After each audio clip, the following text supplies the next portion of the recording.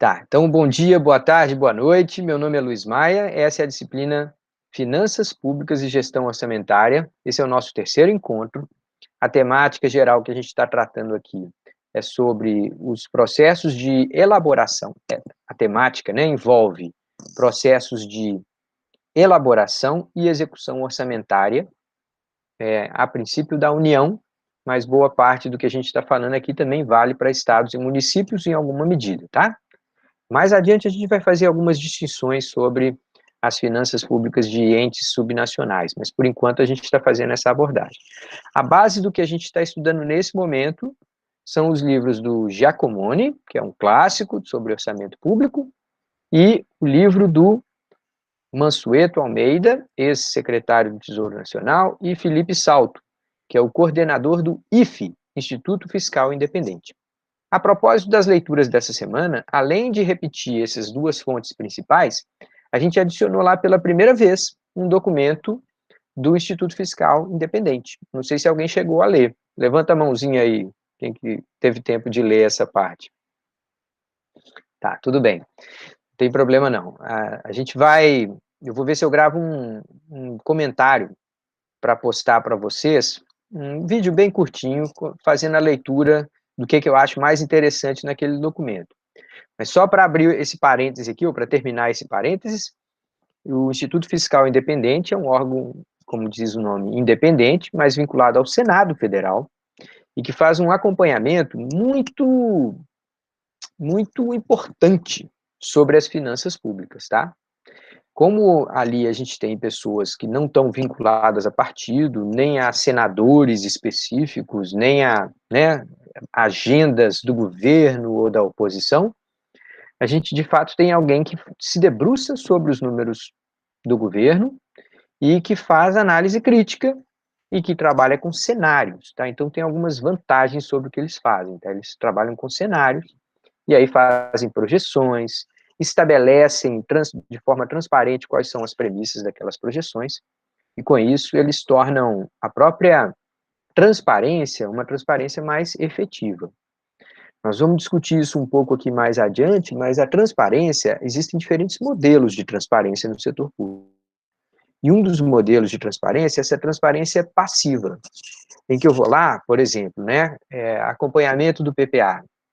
Se você for agora entrar na página lá do Ministério da Economia, procurar a parte de planejamento e orçamento, e for buscar os documentos sobre acompanhamento de PPA, né, que é previsto que anualmente você publique o que foi executado, o que não foi executado, você vai abrir um documento com 120 páginas, e cada uma dessas páginas tem 2 ou 3 tabelas. Então, são 360 tabelas. Esse modelo de transparência, ele não tem nada de transparente. Quem é que tem tempo de ler 320 tabelas? E cada uma delas com números, com detalhes, interpretação meio difícil, algumas vezes uma informação padronizada, mas que não diz o que está acontecendo. Então, esse tipo de transparência não é o ideal.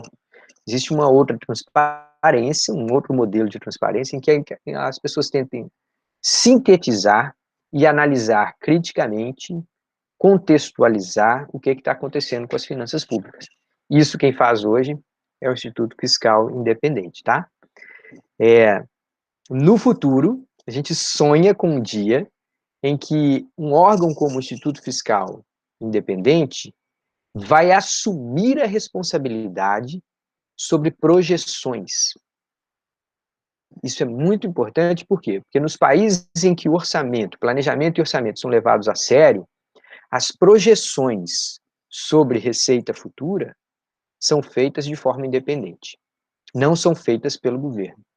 No nosso último encontro, a gente estava falando aqui sobre isso, sobre o fato de que a proposta de lei orçamentária para 2021 repete alguns dos piores erros da história do orçamento do Brasil, ou seja, inflar expectativas de receitas e subestimar expectativas de despesas. Tá? Então, esse tipo de prática caracteriza uma fragilidade institucional do orçamento no Brasil. Eu não estou falando isso aqui à toa, tá, gente? Quando vocês estiverem fazendo análise, quando vocês estiverem respondendo as questões, por exemplo, lá do fórum, é preciso que vocês adicionem sempre esse olhar crítico, tá? Vamos lembrar bem que na nossa disciplina tem uma parte da literatura que é muito manual, é muito regras de publicação e tal, e muito direito, direito tributário, direito público.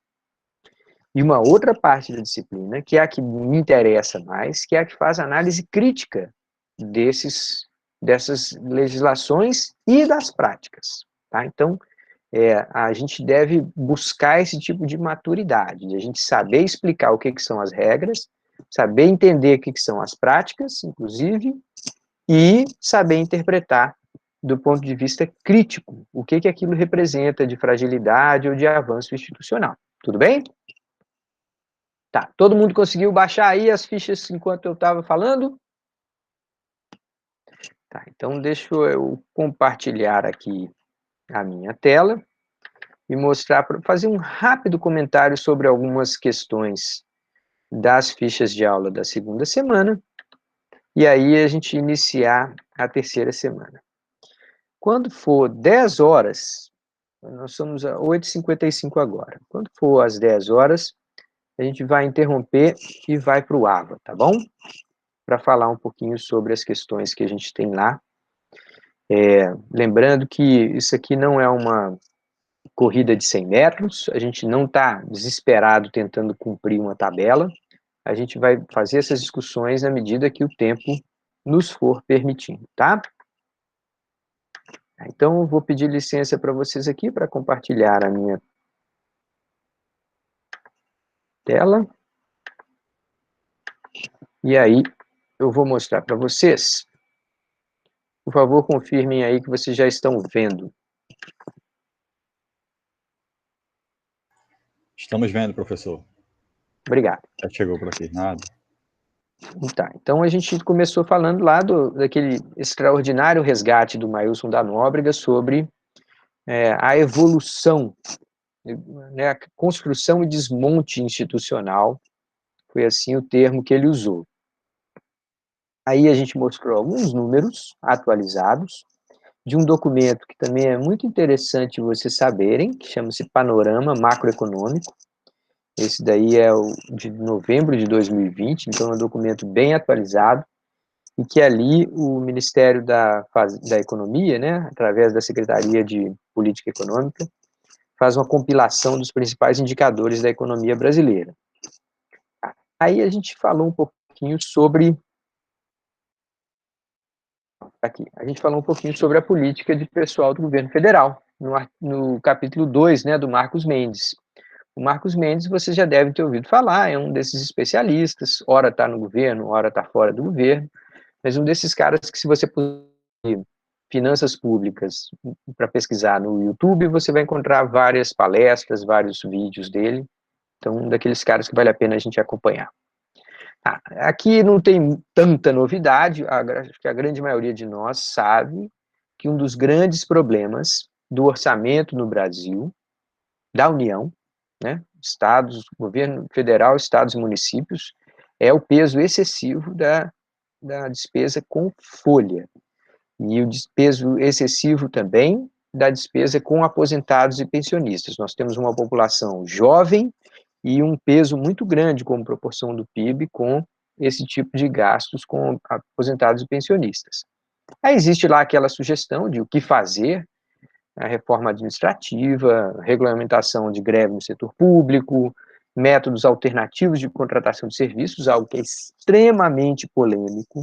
A gente sabe que existe aí um passado de contratação sem concurso, que durante muitas décadas foi a grande ênfase do setor público, e uma vez que cria concurso, e uma vez que cria essa carreira de servidor público, né, um verdadeiro status de servidor público, eu me lembro de maneira muito espantada ter escutado um comentário de um colega, professor da Rural, que, ao me fazer um elogio, falou assim: poxa, você é um cara tão novo e já é um servidor público federal. E para mim aquilo não fazia menor sentido. Quando ele me falou aquilo, eu fiquei pensando, que diabo esse cara quer dizer com isso? Mas ele é uma pessoa de maior idade que eu, né, com mais experiência, digamos assim, e ele estava olhando sobre o ângulo, né, de o status do serviço público pós anos 80, em que a gente começou a criar essas verdadeiras castas, né, uma categoria poderosa dentro da organização política institucional do Brasil. Tá, então a gente tem aqui a possibilidade, né, a expectativa de alguma forma introduzir certa restrição à autonomia orçamentária do Judiciário, Legislativo e Ministério Público, o que acabou acontecendo com a lei do teto em alguma medida, tá? Mas só para comentar com vocês, aqui a gente tem alguns dados sobre a despesa primária do governo central, mostrando que a gente tem lá 38% dos gastos da despesa primária vem de benefícios previdenciários. Então, isso é algo bastante assustador. Se a gente somar isso a pessoal e encargos sociais, então a gente, em média, no período 97 a 2013, a gente tem aí como 66% dos gastos só com benefícios previdenciários do RGPS e o pessoal em encargos sociais do próprio governo central. Então, isso é uma parcela muito grande. Toda vez que a gente fala sobre crise fiscal no Brasil, a gente nunca deveria esquecer desse gráfico aqui. Ó. Nós temos um ritmo de crescimento da despesa com pessoal e encargos sociais, que é praticamente uma linha reta, uma tendência muito acelerada. Se a gente for traduzir esse número em taxa de crescimento, né, variação real anual, ao longo aí de 15 anos, a gente vê que, em média, o crescimento foi na casa de 5, 6% acima da inflação, em termos reais, tá? A maioria das pessoas, quando vê esses números, pensa assim, então houve uma explosão na contratação de pessoas e tal. Mas isso não é exatamente verdade, tá, gente? O que eu vou mostrar aqui para vocês? Aqui tem despesa com encargos sociais também, mostrando a variação entre 2001 e 2013. Essa tabela está um pouco embaçada, depois eu vou ver se eu melhoro. Mas o que eu queria mostrar para vocês era isso aqui, ó. Taxa de variação real, anual, da despesa de pessoal por poderes e órgãos. Então, você vê que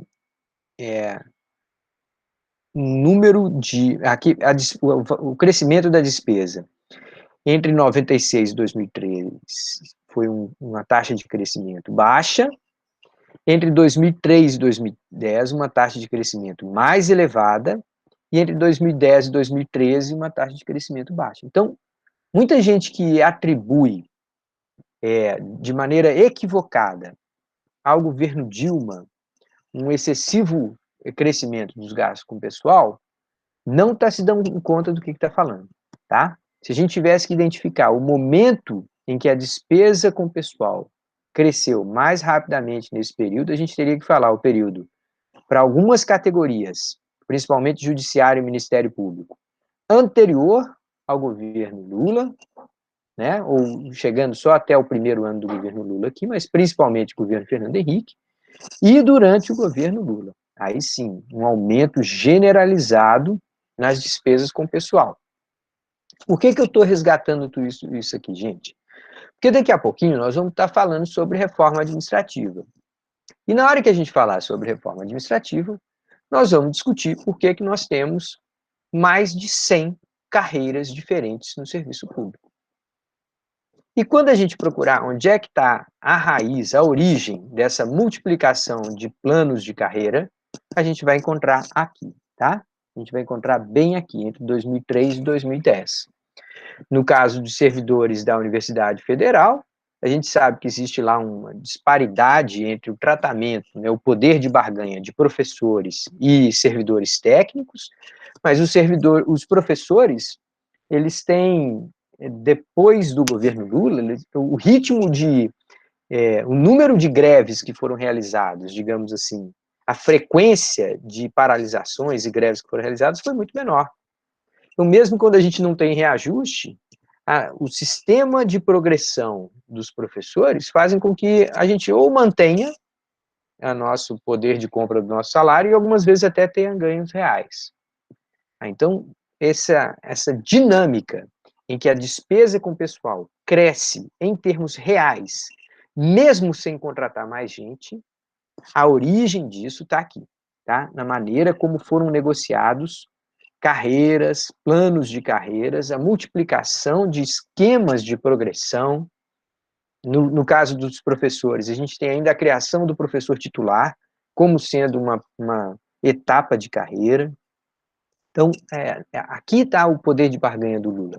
Não é que ele triplicou durante o período dele o salário das pessoas, é que ele imprimiu, ao aprovar esses planos de carreira, ele imprimiu, contratou um crescimento de 30, 40, 50 anos para as despesas com o pessoal.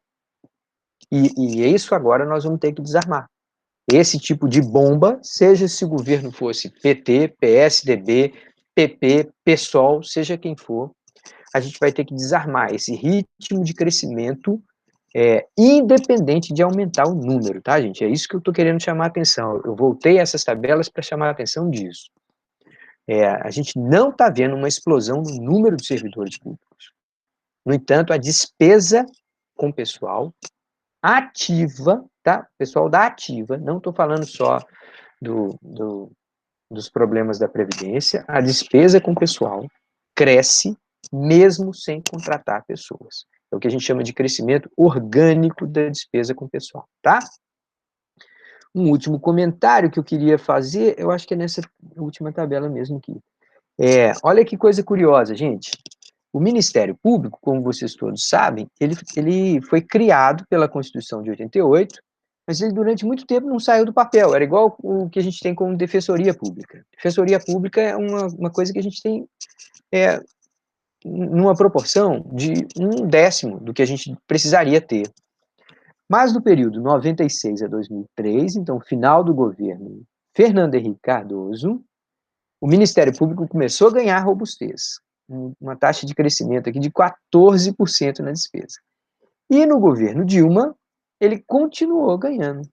Quando a gente pega números de pessoas contratadas, no quantitativo de servidores, a gente vê que o Ministério Público, no período 2010 a 2013, teve um salto de 23%. Então, aqui a gente teve não só a contratação de mais procuradores, né, concurso para mais procuradores, como preenchimento de cargos técnicos dentro das procuradorias. Então, olha que coisa curiosa, gente. O governo Dilma concluiu um processo de consolidação do Ministério Público e depois acabou empichado por esse próprio Ministério Público. Quer dizer, a gente criou um órgão que fortaleceu o órgão. Quando Dilma fala isso, ela está perfeitamente justificada pelos números. O fortalecimento dos mecanismos de controle e de investigação do Estado são fruto dos governos do PT. Mas acabaram depois sendo vítimas, uma vez que eles mesmos incorreram em irregularidades e essa capacidade que eles mesmos constituíram acabaram se voltando contra aquelas práticas. Perguntas, comentários, reclamações sobre esse adendo que eu queria ter feito?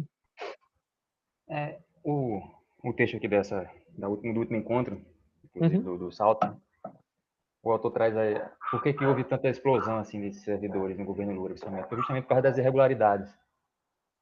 Havia as irregularidades, aí ele, para diminuir esse impacto dessa corrupção, dessa irregularidade, ele negociava com os sindicatos para poder ser bem visto perante os servidores públicos, perante o cidadão de uma forma geral.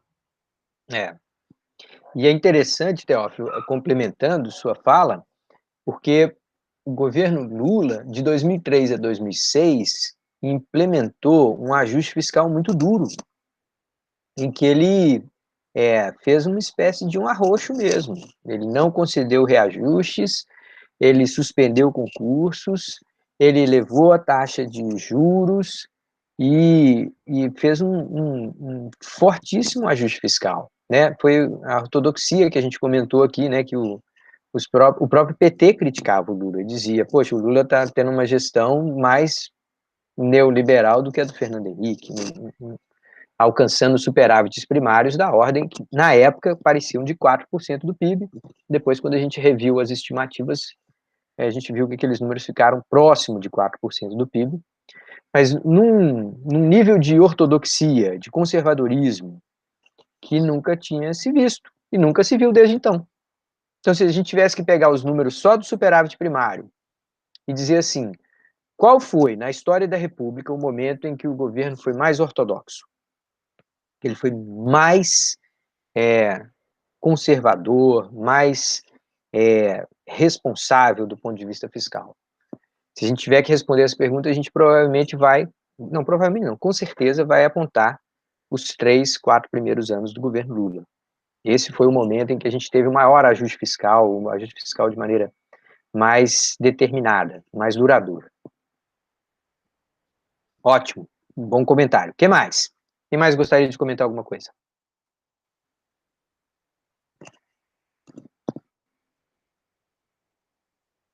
Ou prosseguimos?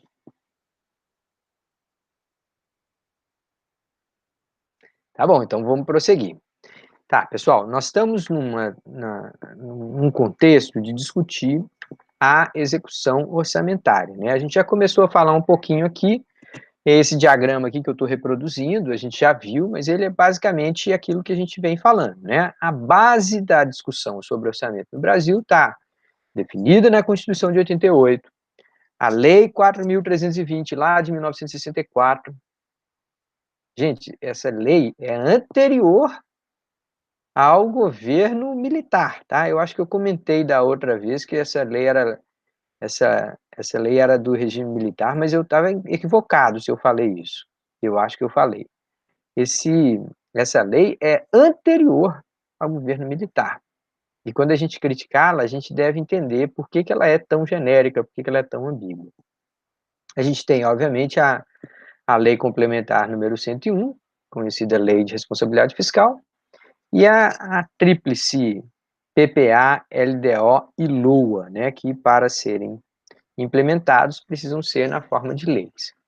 Aí eu selecionei alguns trechos aqui do próprio Giacomoni, mas que eu achei, assim, de alguma forma, extraordinário que ele tivesse consolidado esse tipo de questionamento aqui, tá?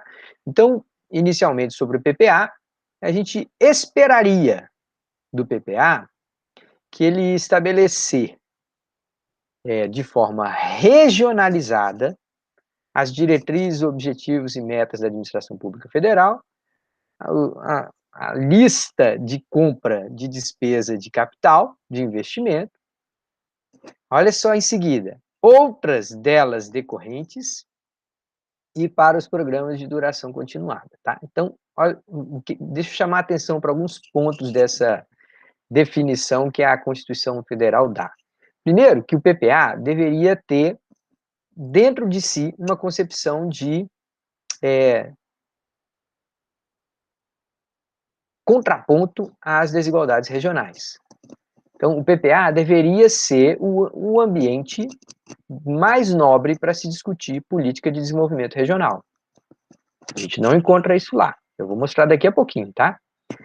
Segundo, que a gente deveria ter, obviamente, diretrizes, objetivos e metas, e aí nós vamos falar em particular do PPA atual, como que houve uma suposta simplificação muito grande desses diretrizes, objetivos e metas. E aí vem falar assim, as despesas de capital e outras delas decorrentes. Pessoal, eu queria chamar muito atenção para esse fato aqui. Nós temos, frequentemente, a discussão ingênua, infantil, um pouco inapropriada sobre despesa com capital e investimento. A gente, frequentemente, olha para um problema de política pública, sei lá, necessidade do hospital, e a gente fala assim, quanto custa?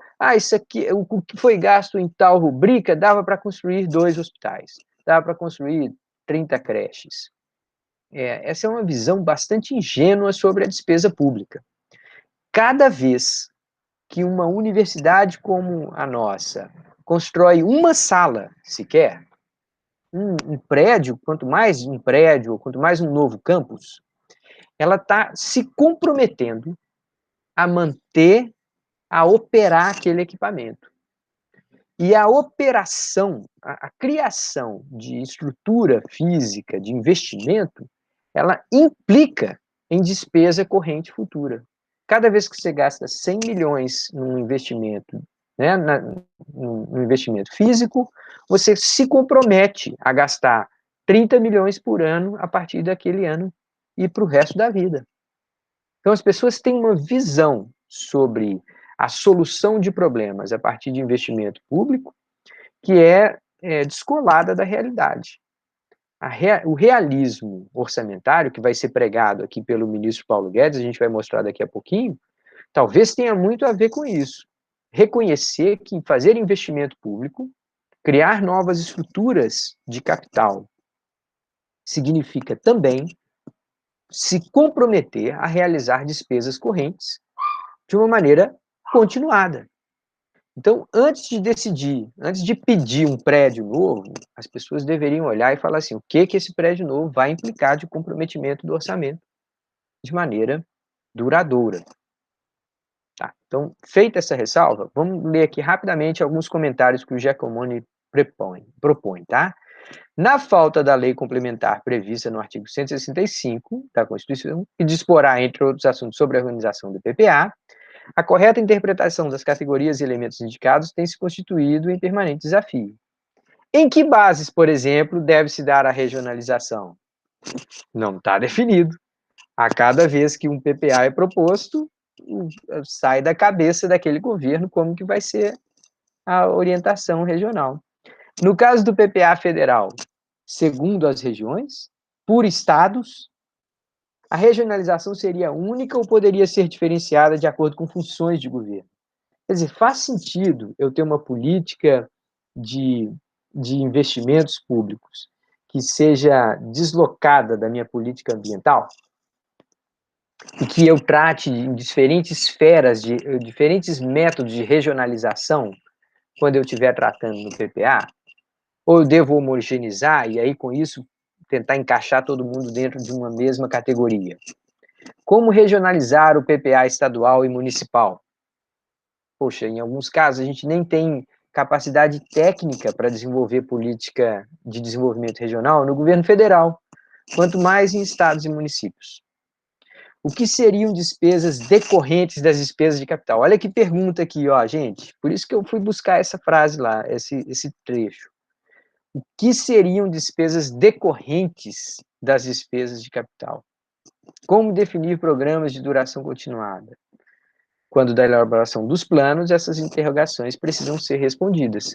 Ah, e elas são respondidas? Bom, vamos dar uma olhada. Olha aqui, ó. O que vocês têm diante de vocês agora é uma apresentação que foi realizada pelo Ministério da Fazenda, foi preparada pelo Ministério da Fazenda, mas não foi realizada, não foi executada. Por quê? Porque nós não tivemos comissão mista de orçamento até hoje.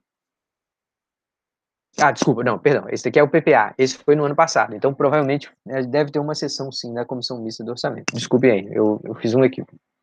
Tá, então, ele diz que os 3 pilares de inovação do PPA, que visam torná-lo realista e útil, seria, primeiro, a simplificação metodológica, nós vamos falar sobre isso, realismo fiscal, nós vamos tentar entender o que é isso, e, por último, alinhamento com os planejamentos estratégicos dos ministérios e integração com a avaliação de políticas públicas. Tá, então, vamos pegar alguns detalhes disso aqui. Simplificação. A simplificação legal considerou-se no PL da PPA apenas o que precisa com a Constituição. A simplificação metodológica considerou-se apenas um objetivo, uma meta e um indicador para cada um dos 66 programas finalísticos. Então, o que isso significa? O PPA anterior tinha 54 programas temáticos, 304 objetivos, 542 indicadores, 1.136 metas e 3.101 iniciativas. Então, o que esses caras fizeram? Eles consolidaram todas essas possíveis formas de mensurar em 13 diretrizes, 15 temas, 66 programas, 66 objetivos, 66 metas e 66 indicadores. Então, essa última parte aqui, ó, 4 vezes aqui 66, ele supostamente está falando, não, eu vou ser bastante objetivo na mensuração. A gente vai tentar observar se isso foi efetivo ou não. Seja como for, olha o que ele chama aqui de realismo fiscal, tá, gente? Se você está achando essa tabela muito complexa, deixa eu ler para vocês aqui, ó. Esse blocão todos aqui, ó, é de rodovias e manutenção de rodovias federais. Duplicação, ampliação, adequação de rodovias federais. Então, basicamente, essa primeira metade aqui é transporte. Aí aqui tem um grande pedaço de Exército, Marinha, Aeronáutica, tá? De defesa.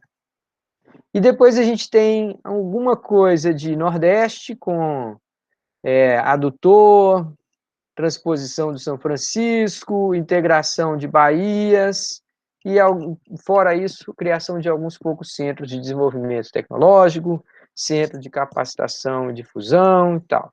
Para não dizer que não tem nada sobre segurança pública, tem aqui uma penitenciária, cadê? Construção de penitenciária federal em Charqueadas, Rio Grande do Sul. Tá. Então, quando ele fala lá que as prioridades vão ser transporte e tal, tem na apresentação deles tem uma hora lá que fala assim, não, entre as prioridades está a educação infantil. E eu procurei aqui nessa tabela onde é que estava investimento prioritário, educação infantil, eu não vi em lugar nenhum. Tá, então, o que a gente está vendo é um programa de investimentos que é bastante enxuto. O que está dito aqui é principalmente aquilo que não vai ser feito. Ao dizer que eu vou gastar como prioridade, né? Ele chama de realismo fiscal, mas como prioridade real, essa lista de obras públicas aqui, esses 16,7 bilhões talvez sejam o mais enxuto programa de investimento de um PPA de toda a história do Brasil. 16,7 bilhões é um volume muito pequeno de recursos, principalmente se você lembrar que o orçamento da União envolve algo como 2,7 trilhões. São 2,7 mil bilhões, né, dos quais a gente vai gastar, de 2.700 bilhões, a gente vai gastar 16 nesses investimentos prioritários. Então, o que está sendo dito por essa tabela aqui é assim, isso daqui é o mínimo do mínimo que eu reconheço que é o que dá para fazer nesse momento, tá? Então, se você levar em conta que os partidos solenemente ignoram, né, que o sistema político solenemente ignora o PPA, o que está sendo dito aqui é que não vai se gastar com quase nada. Que o que realmente é prioridade é uma parte muito pequena da execução orçamentária. Tá, então a gente falou um pouquinho do PPA, mas a gente quer se concentrar agora, nesse momento, sobre a LDO, né? Então, a LDO, o que ela, em tese, deveria tratar, né? Ela vai tratar das metas e prioridades da administração pública federal, incluindo as despesas de capital, para aquele exercício financeiro. A orientação, orientar a lei orçamentária anual, que vem em seguida, dispor sobre as alterações na legislação tributária. E aqui vocês deveriam parar e marcar se você imprimir esse negócio, marcar de vermelho. Opa, peraí. Quer dizer que anualmente a gente muda a legislação tributária via LDO? É isso.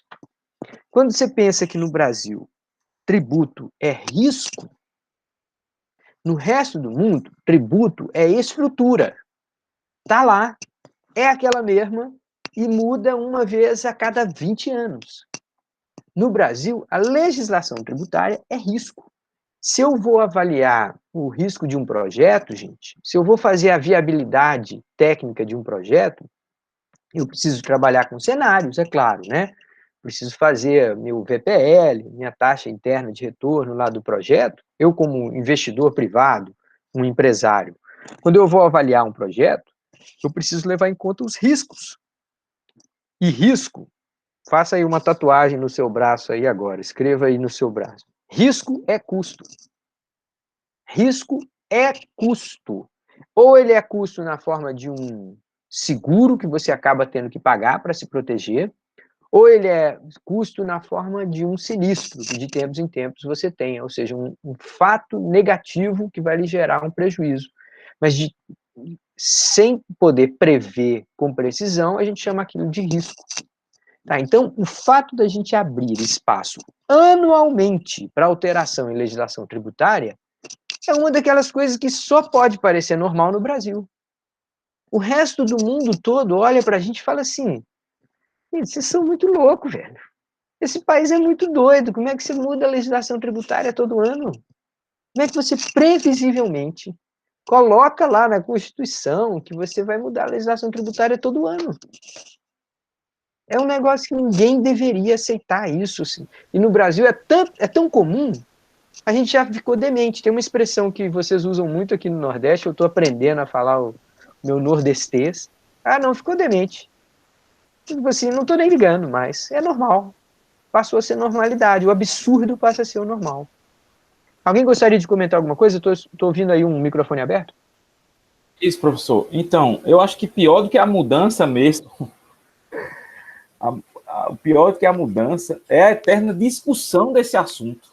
É uma eterna discussão desse assunto, o que gera ainda mais instabilidade, né? Porque ano após ano, governo após governo, a gente tem essa pauta na mesa de mudança na legislação tributária, na carga tributária, no formato do processo tributário, no formato de organização tributária.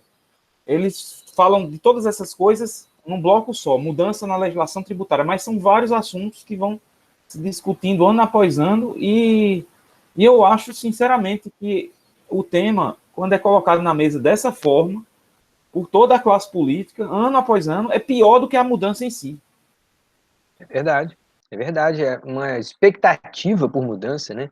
É como se a gente sofresse por antecipação, mas você tem toda a razão. O que gera na economia do país é um clima de insegurança. Você não tem confiança naquilo que você vai fazer. Você não tem confiança no que você vai conseguir alcançar os resultados de um investimento. E, ao contrário do que muitas vezes é difundido aqui, gente, as empresas são o instrumento de geração de prosperidade.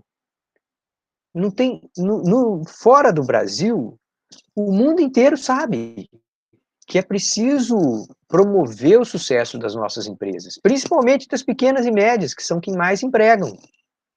Então, ao criar uma legislação tributária que é volúvel, que é permanentemente sujeita a mudanças, você está desnecessariamente criando um ambiente hostil à atividade empresarial. O Brasil cresce pouco, entre outras razões, por causa disso, porque o ambiente aqui é hostil, é tóxico para bons negócios. Se você quiser, tiver uma boa ideia, talvez seja melhor você mudar de país e implantar aquela empresa em Portugal, ou talvez num lugar mais desenvolvido, Paraguai, um lugar mais tranquilo, né? Um lugar menos arriscado do que no Brasil. Tá, então, colocando de lado um pouquinho dessas ironias, só para concluir aqui, a gente tem, além disso, a LDO deve constar os parâmetros para a fixação de remuneração no Poder Legislativo, limites para a elaboração das propostas orçamentárias do Poder Judiciário, do Ministério Público. Então, o que vocês estão vendo aqui é que a LDO é uma etapa da disputa orçamentária dentro do próprio Estado. Então, a maneira como o governo, o executivo, negocia a restrição orçamentária com o Poder Legislativo e Poder Judiciário está sendo definida aqui, digamos assim, um jogo antes do jogo. É por isso, gente, que eu repito essa frase, que para muitos pode parecer desconfortável, pode parecer simplista, mas se a gente olhar para a prática orçamentária do Brasil e para a realidade palpável da nossa legislação, a prioridade número 1 do Estado brasileiro é pagar salários. Ah, não, a gente paga salário para professor, a gente paga salários para juízes, a gente paga salários para deputados. E a finalidade última vai ser fiscalizar o executivo, gerar boas leis, executar criminalmente quem infringe a lei e tal. Tá, mas todas essas finalidades últimas não são prioridade. Elas não são avaliadas, elas não são constantemente monitoradas, e a gente não faz um redesenho do que previu com base no resultado. A prioridade, portanto, passa a ser não aquela finalidade última. A prioridade passa a ser o meio, pagar os salários. O país está se acabando, tem 14 milhões de pessoas desempregadas, tem uma preocupação enorme sobre o crescimento de quase 15% da dívida bruta do governo geral neste ano, 15% do PIB de salto na dívida bruta, então é o maior choque fiscal da história do país, talvez, não sei, talvez lá no Fernando Henrique tenha tido um choque parecido com esse, com a desvalorização do real, mas, enfim, a gente tem um choque profundo nas finanças públicas e tá dentro da máquina está tudo bem, por quê? Porque não tem salário sendo atrasado. Está todo mundo com salário em dia. Se você olhar aí no SIGEP agora, o seu 13º está lá, já para ser depositado amanhã, está tudo direitinho. Então, a prioridade efetiva do orçamento no Brasil é pagar salário. Ah, não, não se paga salário por pagar salário, paga-se para fazer alguma coisa. Sim, mas como você não controla, não afere, não avalia o impacto último desses órgãos, dessas execuções, então a prioridade efetiva é o meio, é pagar salários. Enquanto a gente não mudar essa percepção, a gente vai ter essa ideia de que o Estado brasileiro é ineficiente, o Estado brasileiro é inefetivo, ineficaz, certo? Tá, a lei orçamentária anual... Pois não, pode falar. Um comentário, é sobre esse dispositivo da LDO que você comentou aí, né? Esse contexto também que o José apresentou da legislação tributária, que é um ambiente que, assim, politicamente, há aquelas discussões, assim, que meio que, entre aspas, bagunçam, né? Assim, e dificultam a previsibilidade para o empresariado investir aqui no país. Esse dispositivo da LDO, especificamente, ele não vai, assim, tentar, de uma forma, criar, assim, definir meio que uma expectativa, minimamente, para que no ano seguinte, uma possível alteração na legislação tributária, ela de fato entre em vigor, e isso aí não seria assim, criar uma espécie de expectativa para, de fato, o investidor, diante desse contexto, que já é de muita mudança, né, que não deveria ser. Mas eles apenas prevê aquela possível alteração.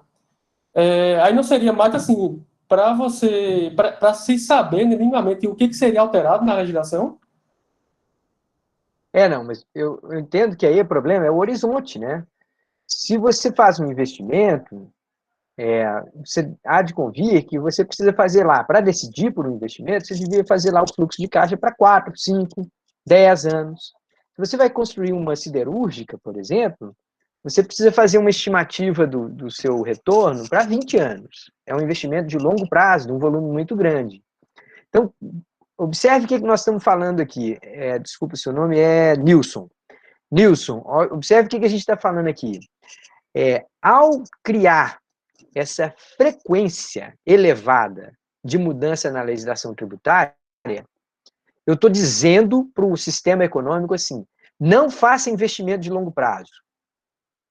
Se você tiver 5 projetos na sua mesa para julgar qual que é melhor, escolha aquele que tenha prazo de retorno aí no máximo de 2 anos, 3 anos. Não faça investimento de longo prazo.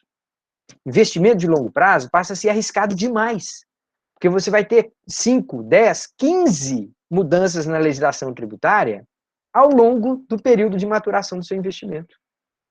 Então, Nilson, olhe em volta do que a gente tem no cenário econômico do Brasil e pense assim, por que a gente não tem metrô? Né? Você viaja para um outro país, sei lá, vai para os Estados Unidos, vai para a Alemanha, vai para a França. As grandes cidades, elas são entrecortadas por linhas de metrôs, dezenas de linhas de metrô. Por que a gente não tem ferrovia? Bom, ferrovia é um transporte mais barato do que a rodovia, ela, enfim, é um investimento de longo prazo. Então, o que nos falta são investimentos de longo prazo. Nós somos um país cuja estrutura física é marcada por esse curto prazismo.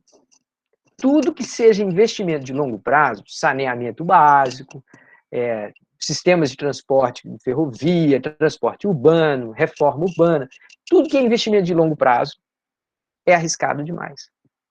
Por melhor que seja o marco regulatório, você vai assegurar, no caso de concessões públicas, no caso de privatizações, você vai assegurar o cumprimento daquele contrato, essa circunstância de a gente ter frequentes mudanças na legislação tributária torna o risco maior. Então, é uma questão de horizonte. Eu até entendo como você está dizendo. Para o ano seguinte, é melhor que se diga, né? É melhor que antes de terminar o primeiro semestre, alguém já avise que no ano que vem mais uma bronca lá, vem uma mudança de alíquota, vem alguma coisa. Mas do ponto de vista do investimento, o horizonte é muito maior. Então, isso não ajuda, não. Essa previsibilidade que a gente está falando aí não chega a ajudar. Tudo bem? Tá, a LOA a gente vai falar dela mais um pouquinho daqui a pouco, mas enfim, é sempre bom a gente lembrar que ela é composta desses 3 itens, orçamento da Seguridade Social sendo aquele mais crítico, como a gente vai falar de várias vezes.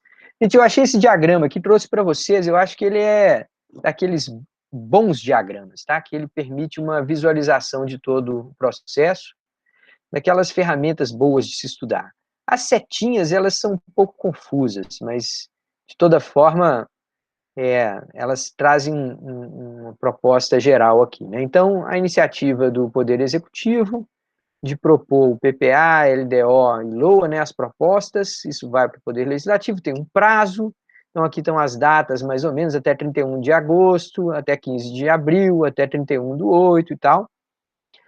Uma vez que a gente passa para a execução, existem os decretos de programação financeira, programação orçamentária, e aí existe um sistema de monitoramento, de divulgação de monitoramento, que a gente vai perpassar por eles, tá? A gente vai discutir, a gente está nesse ponto aqui, ó, no nosso curso, a gente está discutindo essa parte aqui, e um pouquinho da execução, começando a falar sobre execução orçamentária, tá? Mas a gente depois vai se debruçar com mais clareza sobre o que está acontecendo aqui, sobre os tribunais de conta e de que maneira que eles são efetivos ou não, para fazer a fiscalização do que está sendo executado, tá? Então vamos falar um pouquinho sobre as práticas de LDO, né, que é aquilo que a gente identificou lá no livro do Felipe Salto e do Mansueto Almeida. Então, eles começam o texto deles chamando atenção para um fato, né, um determinado momento recente da história, em que houve uma movimentação no sentido de obrigar que qualquer tentativa de emissão de título de responsabilidade do Tesouro Nacional constasse do orçamento, constasse da peça orçamentária em alguma etapa na LDO de preferência. E o que isso significava? O que isso implicaria? Então, a gente está falando aqui é que emissão de dívida pública estivesse presente em um momento muito específico do trâmite orçamentário. E aí, essa tentativa foi fracassada, e esses caras chamaram a atenção para esse fato para falar assim, bom, o que está acontecendo aqui? Que diabos é esse processo, esse rito da LDO? O que está... Então, eles se debruçaram sobre a prática. E para fazê-lo, eles falaram, bom, é inevitável que a gente volte à estrutura das legislações que regem o orçamento no Brasil. Então, tem a 4.320, que a gente sempre volta a ela, tem os artigos 163 e 165 da Constituição Federal, que prevêem uma lei complementar das finanças públicas. Até vou fazer uma correção aqui, tá, gente? Nos nossos últimos encontros, eu estava me referindo a essa previsão da Constituição Federal como sendo lei geral das finanças públicas. Desculpa, tá? Então, aqui ela prevê uma lei complementar, mas, enfim, poderia ser chamado de lei geral também, esse é só o nome que se dá, tá? Sem essa lei complementar de finanças públicas, sobrou para o LDO compensar essa falta. E, ao fazê-lo, gente, o jabuti não sobe em árvore. Se você estiver passando do lado de uma árvore e ver um jabuti lá, a primeira coisa que você deve se perguntar é assim: quem botou esse jabuti? Por que que botou? Alguém botou esse jabuti lá por alguma razão. Será que tem uma onça aqui por perto? Será que o jabuti é mais importante que eu? Alguma razão tem. Tá? Então, o fato da gente ter essa LDO e a gente ter esse rito orçamentário da maneira como é um símbolo da nossa fragilidade institucional. Primeiro que a gente introduz aqui ambiguidade. E eu queria ser, assim, bastante enfático ao dizer isso, tá, gente? A ambiguidade na legislação, ela é algo previsível, acontece em todo lugar do mundo. As leis, elas não podem ser tão precisas, tão objetivas, a ponto de que elas se tornem descrição de um caso muito particular.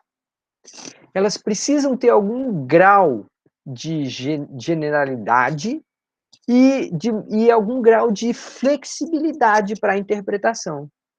Só que aqui no nosso caso, a motivação para essa ambiguidade é o que a gente está falando, é o oportunismo político, é a incapacidade de levar a sério a restrição orçamentária, é a expectativa por superar os limites de uma forma obscura, de uma forma pouco transparente. Tá? Então, a motivação por trás da ambiguidade é que precisa ser destacada, tá? Então, aqui, os críticos desse processo orçamentário todos são uníssonos em dizer existe um incentivo ao improviso e à mudança a cada ano. Isso torna o PPA uma figura absolutamente ilustrativa, confunde gestores públicos, torna ineficiente e incerta a execução orçamentária. Espera aí, mas eu ouvi falar de um tipo de organização aí, um tal de curso de Luiz Maia, eu acho que a gente começou falando aí sobre um tipo de organização que era muito caótica, que as pessoas às vezes pensavam de um jeito, às vezes pensavam de outro, que a tecnologia não era consensual, cada hora dizia assim, tinha que fazer uma... Como é que é o nome mesmo desse modelo, pessoal? A lata de lixo? A lata de lixo. Pronto. Exatamente. Então, quando a gente fala no modelo lata de lixo, que caracteriza parlamentos no mundo todo, que caracteriza discussões orçamentárias no mundo todo, a gente tem 3 elementos lá. Primeiro, a participação é inconstante. Terceiro, segundo, a preferência é variável. E terceiro, a tecnologia não é consensual. Então, tem hora que as pessoas estão atentas, tem hora que as pessoas não participam. O que eu penso é diferente do que o meu colega pensa, e o que eu penso é diferente do que eu penso amanhã. Então, as preferências mudam, elas não são consistentes nem entre os membros de um colegiado, como o Congresso Nacional, e nem do mesmo membro ao longo do tempo. E a cada dia eu tenho uma nova maneira de solução. A tecnologia nunca é a mesma. A cada LDO, eu reinterpreto o PPA do jeito daquele ano. Você fala, poxa, mas tem que ser assim, Luiz, a ideia é que a gente precisa analisar o contexto e tal. Tá, mas o grau de flexibilidade que a gente adota aí, nesse caso, torna o PPA absolutamente ilustrativo. Uma figura que está lá só para dizer que existe. Ninguém tem, de fato, a vigilância sobre o PPA em mente na hora de preparar a LDO. Então, o que uma lei complementar de finanças públicas deveria conter? Regras estáveis sobre estrutura e elaboração orçamentária. Isso não era para ser objeto de discussão todo ano na LDO. Segundo, regras sobre execução, remanejamento, créditos especiais, tudo isso era para ser baseado em regras. Só naquelas circunstâncias que isso aconteceria. No entanto, a cada ano a gente diz qual que vai ser o grau de liberdade para a execução orçamentária no ano seguinte. Terceiro, normas de contabilidade pública. Gente, isso daqui parece tão óbvio que chega a ser gritante. Mas a gente não tem detalhadamente normas sobre como devem ser calculados certos indicadores, como devem ser computados aqueles indicadores e tal. Como devem ser estimados certos receitas, como deve ser, com que técnicas deveriam ser realizadas boa parte daquilo que é a inteligência. As pessoas pensam em contabilidade, quem não é contador pensa em contabilidade como sendo uma formalidade, um cumprir tabela. Depois que eu já fiz, eu vou lá dizer o que aconteceu. Não é isso, gente. Contabilidade pública envolve também a previsão de receitas, a previsão de despesas, a maneira como essas previsões são feitas. Então, contabilidade deveria ser entendida no Brasil como sendo parte da inteligência da gestão. Aliás, as melhores organizações pensam assim, tá?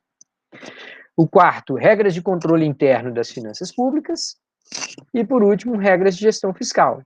O detalhe é que de 1 a 4, tudo isso hoje é desempenhado pela LDO. Então, a LDO, como ela é praticada no Brasil, ela é o símbolo ou a evidência de como que nós somos dependentes de uma Constituição que ficou incompleta. Certo?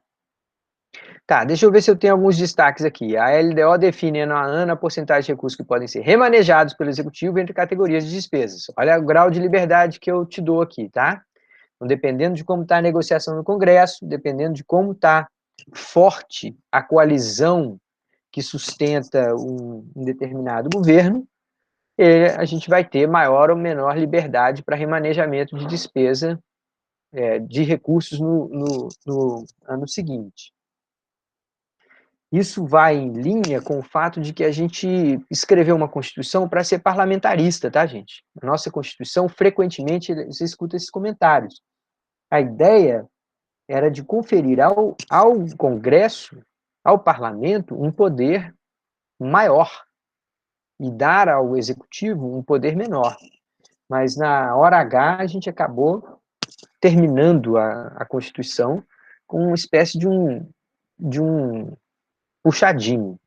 A gente manteve o regime presidencialista, tendo em vista ser um tema polêmico e de difícil discussão com a população, e a gente previu, lá em 87, a gente previu um plebiscito que foi realizado em 1993 e que acabou confirmando a nossa população elegeu o sistema presidencialista. Então, a gente tem uma Constituição desenhada para um sistema parlamentarista, mas que ela foi adaptada para o presidencialismo, tá?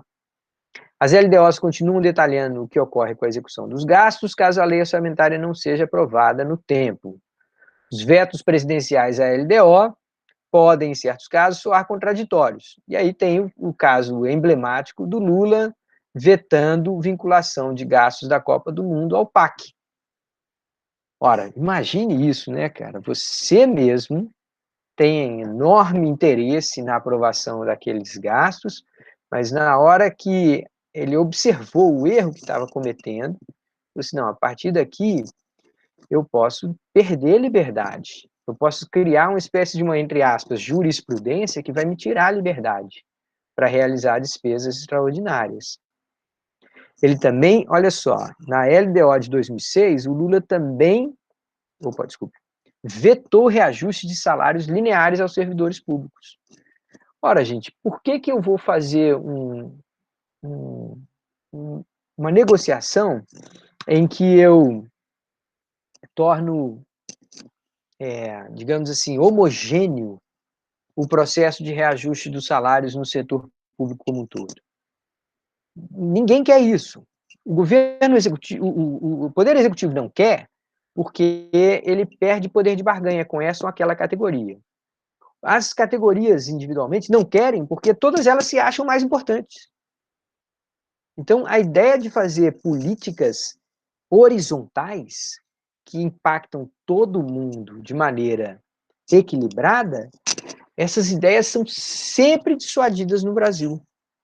O tipo de política que a gente pratica no Brasil são políticas ou clientelistas ou oportunistas. Deixa eu fazer uma pausa aqui, eu vou buscar um diagrama de uma apresentação que eu vou fazer mais tarde hoje. Deixa eu mostrar isso aqui para vocês rapidinho. É muito bom o diagrama, eu deveria ter colocado nas nossas transparências, até vou pôr, mas a escola de Chicago sobre finanças públicas, sobre políticas públicas, ciência política, ela tem não é Public LM, não, ela tem uma tradição de analisar o tipo de política pública que acaba sendo implementado em diferentes regimes políticos. Aqui. Tá, então, isso aqui é uma palestra que eu vou proferir hoje de noite, lá no LID, é um grupo empresarial. Eu queria mostrar para vocês isso aqui. Tá dando para ver essa tabela aí, gente? Por favor, confirmem para mim. Tá sim, Tá. professor. Tá. Tá dando para ver sim, professor. Obrigado. Depois eu compartilho com vocês esse material, tá? Para vocês terem aí, a gente eventualmente até grava alguma coisa e deixa aqui para vocês. Mas dentro dessa discussão de cenários econômicos para 2021, eu chamei a atenção aqui para o seguinte tipo de arranjo político. Certas políticas públicas têm custos concentrados e imediatos, mas benefícios difusos e de longo prazo. Essas não são os que a gente pratica. Outras têm o perfil contrário, o benefício para alguns, de efeito imediato, e custos muito grandes para muitos durante muito tempo, mas sem uma clara percepção daquilo. Então, o que acontece? Olha aqui, ó. A gente tem nas diferentes linhas o benefício ser distribuído ou o benefício ser concentrado, e nas colunas o custo ser distribuído e custo concentrado. Então, nesse quadrante superior aqui, eu tenho benefícios distribuídos, custos distribuídos. Então, quando eu tenho todo mundo pagando, todo mundo se beneficiando, eu tenho aquilo que a gente chama de políticas majoritárias. Serviço público de saúde, no Brasil não está grandes coisas, não. Segurança pública, no Brasil não está grandes coisas, não. Energia, no Brasil está uma bagunça. Educação, nossos índices lá nas provas internacionais são um desastre. Então, parece que a gente não é muito bom em fazer políticas majoritárias. Vamos pegar aqui, políticas empreendedoras, que os benefícios são distribuídos, mas os custos são concentrados. Implicam mudanças que oneram alguns em benefícios de todos. Reforma administrativa, bota para lascar em 1 milhão de servidores públicos. Mas vai ajudar, em tese, todo o Estado. Política ambiental, bota para lascar lá em meia dúzia de grileiros. Sim, mas vai proteger o interesse de gerações futuras, que, aliás, não elegem ninguém, não tem deputados. Políticas empreendedoras? Também nós não somos muito bons de fazer, não. Então, essa parte de cima aqui da tabela não mostra coisa que a gente é muito bom em fazer. Agora vamos para a parte de baixo. Benefícios concentrados e custos distribuídos são políticas clientelistas. Toda a sociedade arca com seu custo para que alguns grupos obtenham subsídios, renúncias fiscais. Esse daqui está cheio. Esse daqui nós fazemos muito e muito bem. Políticas de grupos de interesse. Alguns grupos arcam com todo o custo e outros grupos recebem todo o benefício. Esse aqui também a gente ainda consegue fazer alguma coisa, grupos de interesse, lobbies, existem lobbies muito poderosos, seja de automóveis, a indústria automotiva toda tem um poder enorme, a bancada ruralista, tem aqui uma política muito concentrada e tal. Então, a gente consegue executar esses dois tipos de política aqui, políticas clientelistas e políticas de grupos de interesse. O que a gente não consegue fazer é a parte de cima. Tá? O que eu estou mostrando para vocês é fruto de um arranjo político-institucional em que outras coisas perpassam a lei de diretrizes orçamentárias.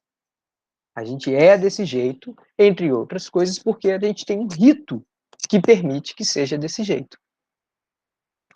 A LDO deveria sempre permitir que o Congresso definisse o uso da arrecadação orçamentária adicional, extraordinária, enquanto o projeto de lei orçamentária estivesse sob sua apreciação, ou seja, durante todo o segundo semestre.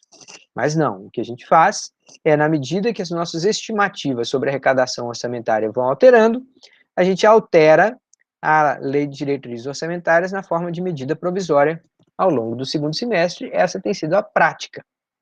Tá.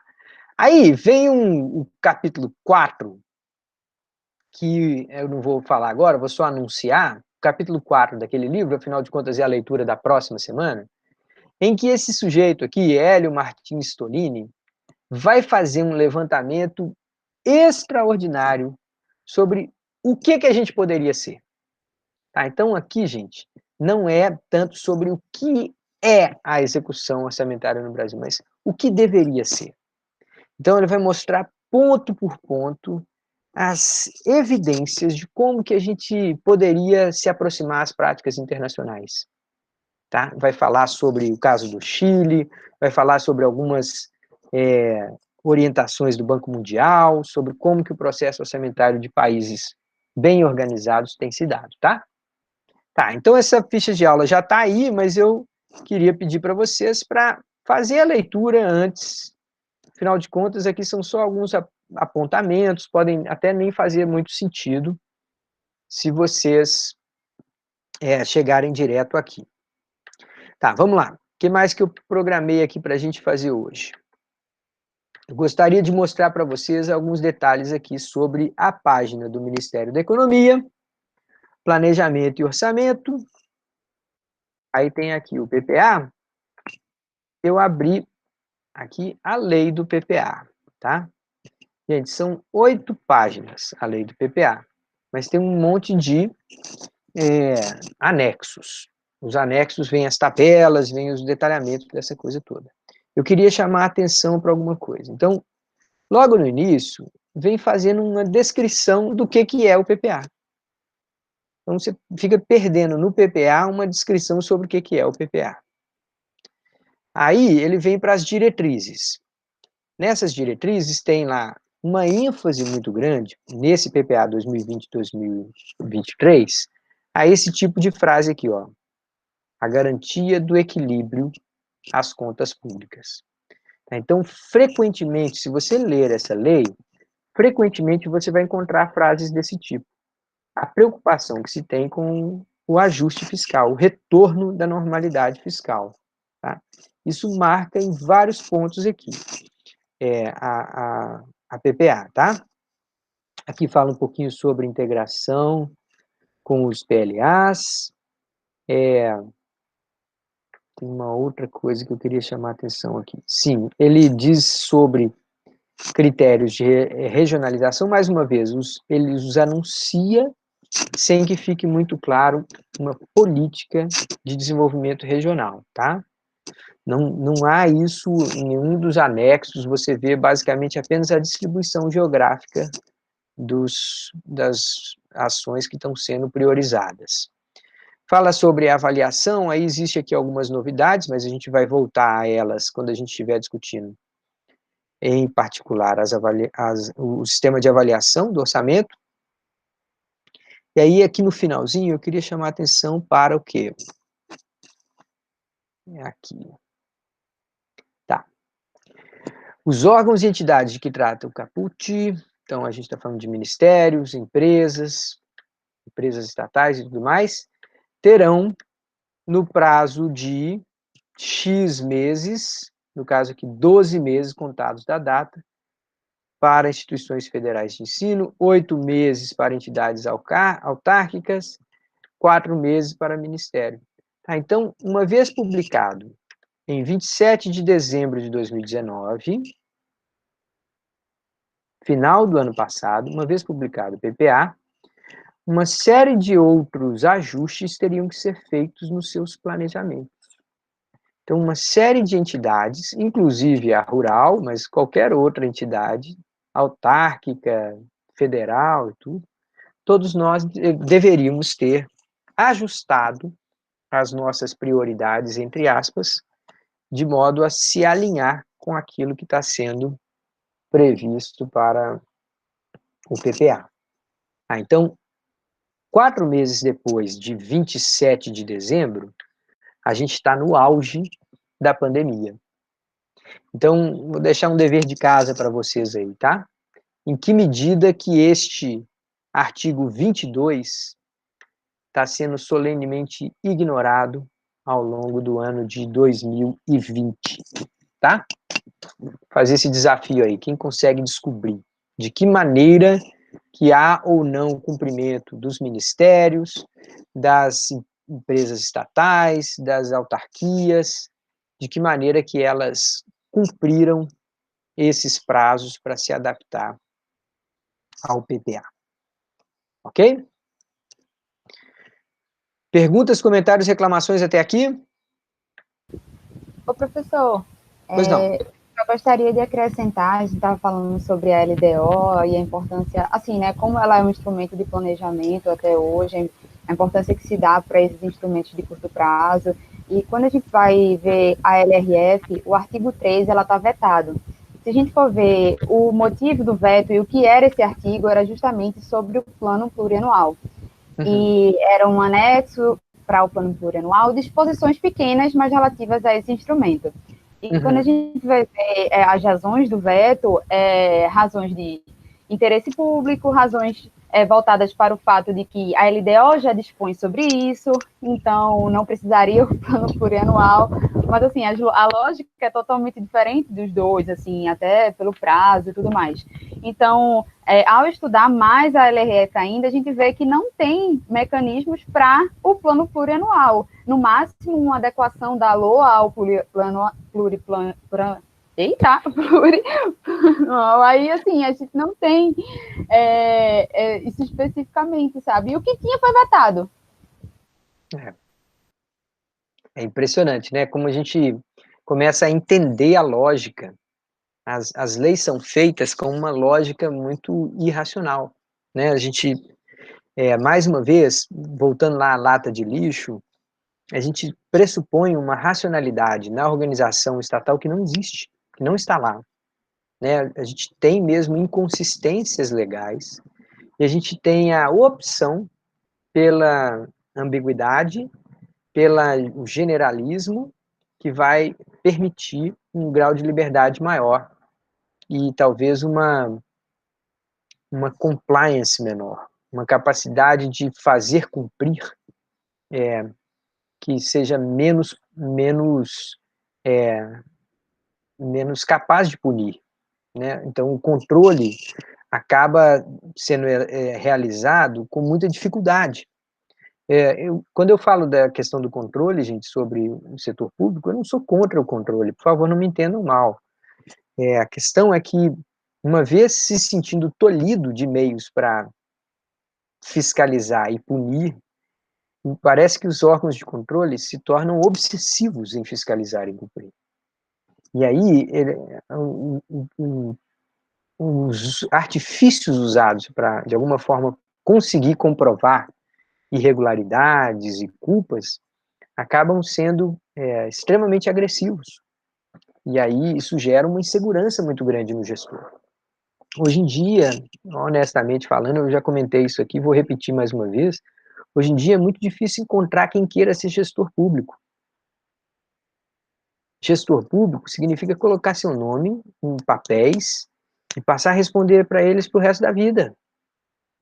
E basta que daqui a 5, 7 anos uma auditoria encontre algum indício de irregularidade e você está de volta para responder. Não expira. Você está sujeito para o resto da vida. E esse tipo, sem um apoio, inclusive jurídico, o gestor se sente extremamente inseguro. É mais fácil você conseguir alguém que quer ser prefeito do que você conseguir alguém que quer ser secretário de finanças do município. Porque a quantidade de papel que você vai ter que assinar e vai passar a responder por eles para o resto da sua vida é muito grande. Tá. Eu queria interromper agora, gente, para a gente dar uma olhadinha lá nas perguntas, pode ser? Tá, então a gente está aqui.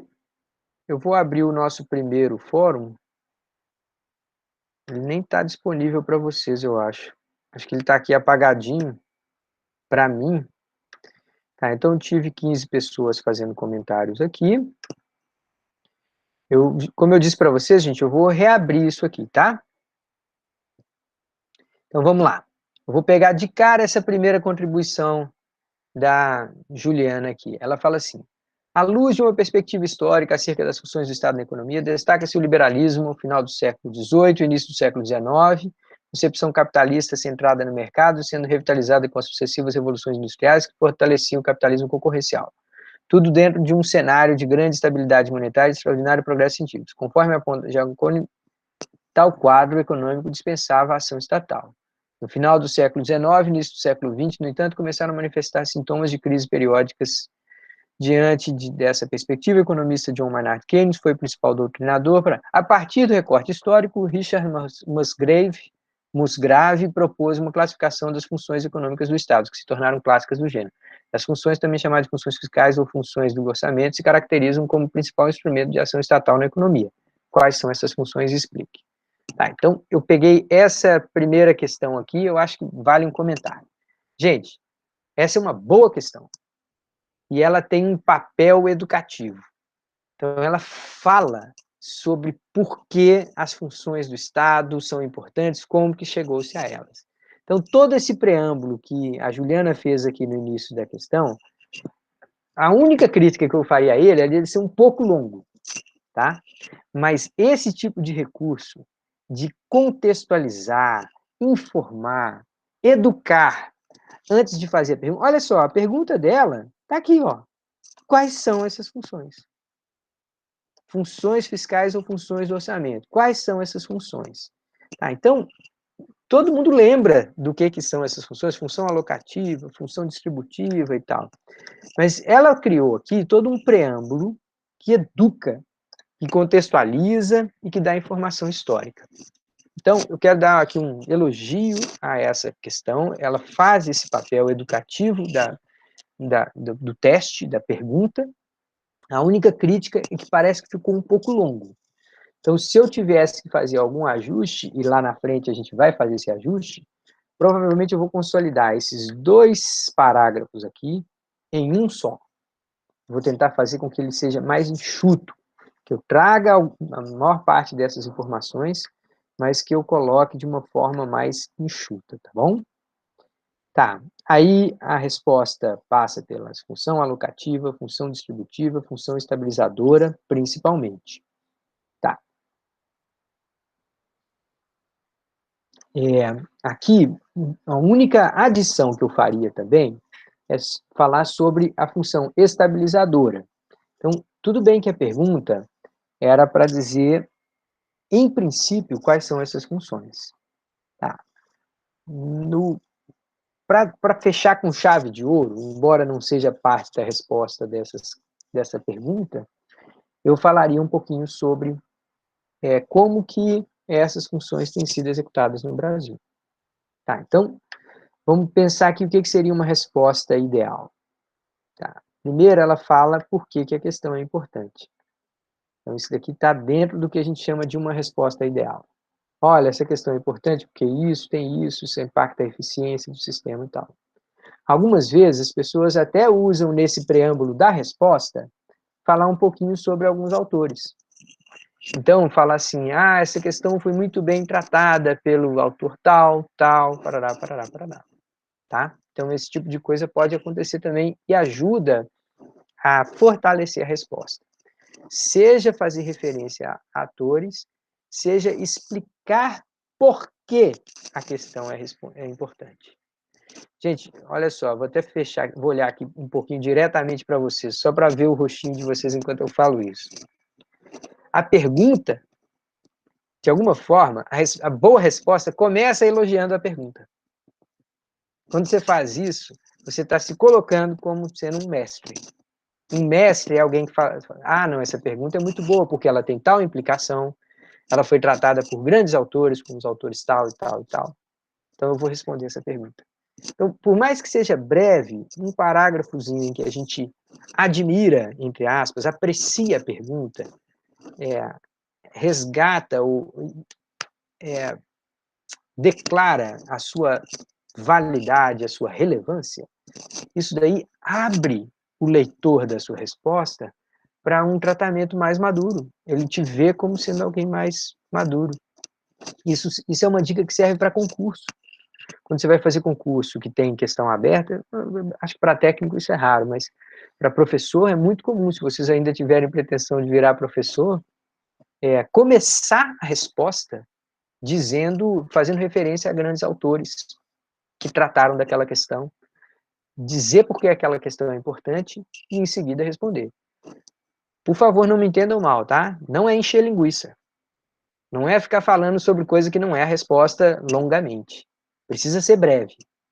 Mas, ao começar assim, vai por mim. Quem está lendo sua resposta já começa com boa vontade. Eu falo assim, pô, eu tô diante de alguém que leu, que conhece, que sabe da importância dessa pergunta e tudo mais. Isso vale como caso geral. E mais um comentário ainda sobre a resposta da Juliana, que foi uma boa resposta. Se você quiser uma cerejinha do bolo, chega no final e contextualiza. Mas a pergunta era sobre o princípio. Tá, mas no final, 2 ou 3 linhas falando, olha, no Brasil, a função estabilizadora da função fiscal, frequentemente, ela é contrária. A gente tem uma função desestabilizadora. Então, ao desempenhar fiscalmente, o governo acaba criando instabilidade no sistema econômico, ao criar insegurança, parará. Com isso, se você fizesse esses 2 ajustes, o cara que leu a sua resposta, Juliana, ia chorar de alegria e falar, nossa, que ótimo. Ia ficar emocionado de falar, poxa, eu tenho aqui, estou diante de mestres respondendo essa pergunta. Legal? Vamos pegar aleatoriamente aqui alguma outra contribuição. Deixa eu esclarecer para vocês que eu vou ler todinhas, viu, gente? Nós vamos terminar com esse material todo editado. Vamos pegar aqui de Rayane. O orçamento uno deve conter todas as receitas e todas as despesas do Estado. Essa regra tradicional, amplamente aceita pelos tratadistas clássicos, é considerada indispensável para o controle parlamentar sobre as finanças públicas. Esse preceito diz respeito ao princípio da universalidade. Assim, qual a importância desse princípio e quem está sujeito a ele? Tá. Aí vem a resposta. O princípio da universalidade é considerado essencial em um bom sistema administrativo, possibilita ao legislativo conhecer a priori todas as receitas e despesas, impedir o executivo de realizar de qualquer operação sem prévia autorização, conhecer o exato volume global. Desse modo, sua importância centra-se na ideia de possibilitar o quadro completo e fiel, capaz de demonstrar lucro. Sobre quem está sujeito a ele, a Constituição de 88 prevê o orçamento fiscal, o orçamento de investimentos e o orçamento da Seguridade Social. Tá. Então, está tudo muito bem. A resposta é muito boa. Mais uma vez, como que a gente poderia melhorar? A gente poderia fazer a gente fez aqui algum resgate de um autor icônico, né? Então, a gente colocou aqui o Sebastião Santana e Silva, então, resgatou um autor importante logo no início. Por fim, se a gente quisesse colocar a cerejinha do bolo, isso daqui, ó, gente, isso aqui não vai acontecer, tá?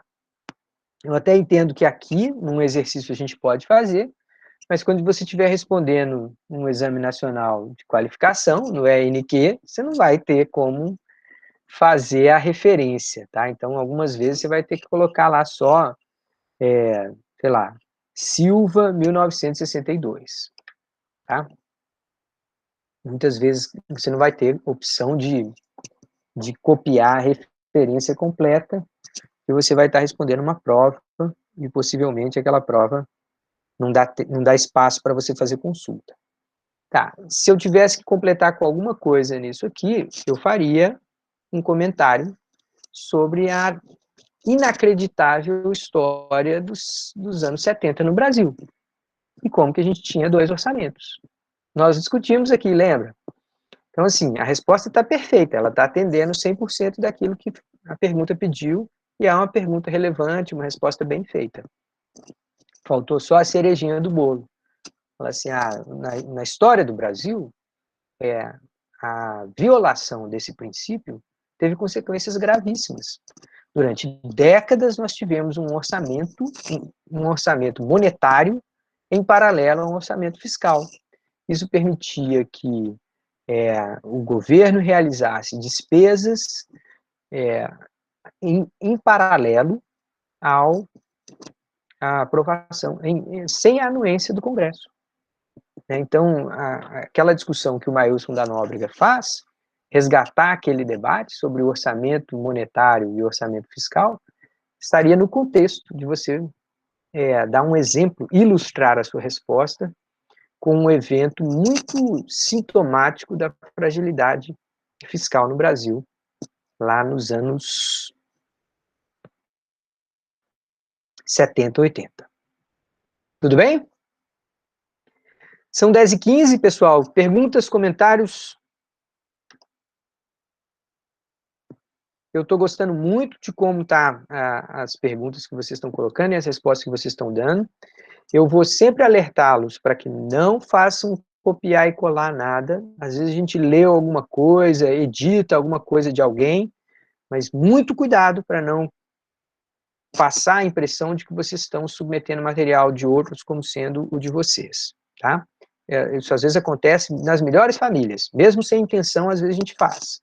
A gente coloca ali no texto do lado para redigir nas nossas próprias palavras e acaba se confundindo sobre o que é nosso e o que é do outro.